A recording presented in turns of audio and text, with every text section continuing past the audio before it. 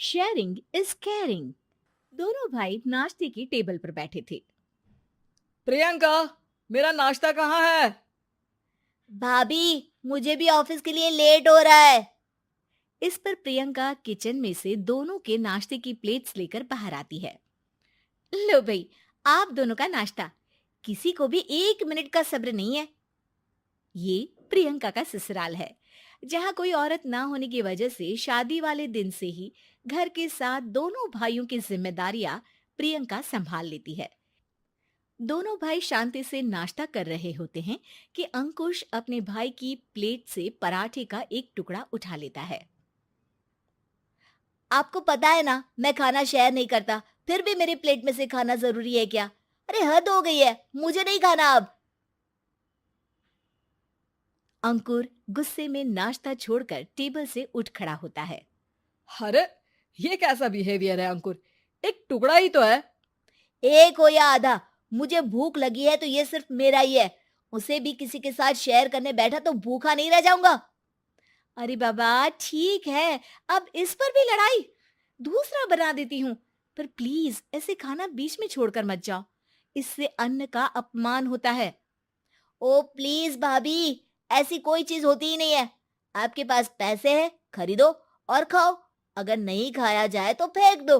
अरे दुनिया में सब यही करते हैं। अंकुर बैग उठाकर ऑफिस के लिए चला जाता है, जिसके पीछे उसका बड़ा भाई मायूस सा घर में खड़ा रह जाता है। जिसने बचपन से सोने की चम्मच में खाया हो, उसे दुनिया के बारे में क्या पता होगा। वैसे गलती तो हमारी ही है। अगर कभी बचपन में ही सही गलत का फर्क सिखाया होता तो आज ये हाल नहीं होते। आप फिक्र क्यों करते हैं जी? भगवान है, वो जो भी करता है सबकी भलाई के लिए ही करता है। और जब वो चाहेंगे तो अपनी तरह से अंकुर भैया को भी सब कुछ सिखा देंगे। पत्नी की बात पर विश्वास कर अंकुश भी ऑफिस चला जाता है। सुबह से दोपहर होती है और अंकुर लंच करने ऑफिस के पास वाले रेस्टोरेंट में पहुंचता है, जहां वो एक साथ बहुत सारा खाना ऑर्डर कर देता है। सर, क्या कोई आपको ज्वाइन करने वाला है? नहीं तो क्यों? अब कुछ नहीं सर, ऐसे ही। वेटर चला जाता है और कुछ देर में अंकुर का ऑर्डर लेकर वापस आता है, जिस पर अंकुर सब डिशेस में से थोड़ा थोड़ा खाकर बाकी ऐसे ही छोड़कर बिल देकर चला जाता है। वाह भगवान, तेरी माया। कहीं कोई एक एक टुकड़े के लिए तरसता रहता है और ये 5 लोगों का खाना ऑर्डर करके एक का भी पूरा नहीं खाते। पैसे वालों की माया। वेटर टेबल साफ कर बचा हुआ सारा खाना लेकर रेस्टोरेंट के पीछे घूम रहे बच्चों के पास पहुंच जाता है, जिसे देख बच्चों के चेहरे खिल उठते हैं। वाह, आज इतना सारा खाना आया। थैंक यू भैया। भगवान आपको खाने की फैक्ट्री बना दे। अगर ये फैक्ट्री मेरी होती तो तुम लोगों को कभी किसी का झूठा बचा हुआ खाना नहीं खाना पड़ता। चलो तुम लोग खाओ, पर ध्यान रखो किसी को पता ना चले, नहीं तो मेरी नौकरी चली जाएगी। इसी के साथ दिन बीतता है और रात को दोनों भाई एक साथ घर पहुंचते हैं। कुछ देर में सब डिनर करने बैठते हैं, जहां अंकुश अंकुर को समझाने की कोशिश करता है। अंकुर, अगर हमें लाइफ में सब कुछ मिला है, इसका ये मतलब नहीं कि तुम उसका गलत फायदा उठाओ, बल्कि तुम्हें उसकी मदद से दूसरों को भी मदद करनी चाहिए। भैया, जिनके पास नहीं है उनकी वजह मैं तो नहीं ना। और ऐसे बहुत लोग हैं जिनके पास सब कुछ है। इसलिए अगर मैं एक इंसान कुछ नहीं करूंगा तो कोई फर्क नहीं पड़ने वाला।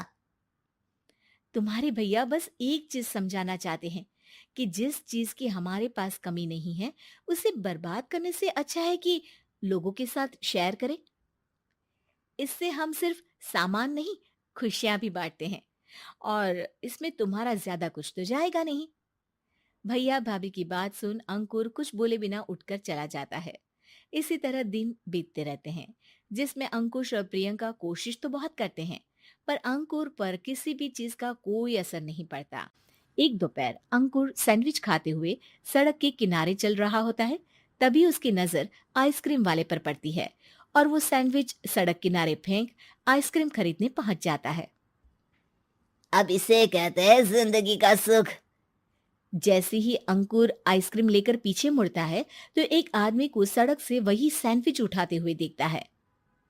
वो आदमी बहुत कमजोर, गरीब, जैसे बहुत दिनों से खाना ना खाया हो वैसा लग रहा था।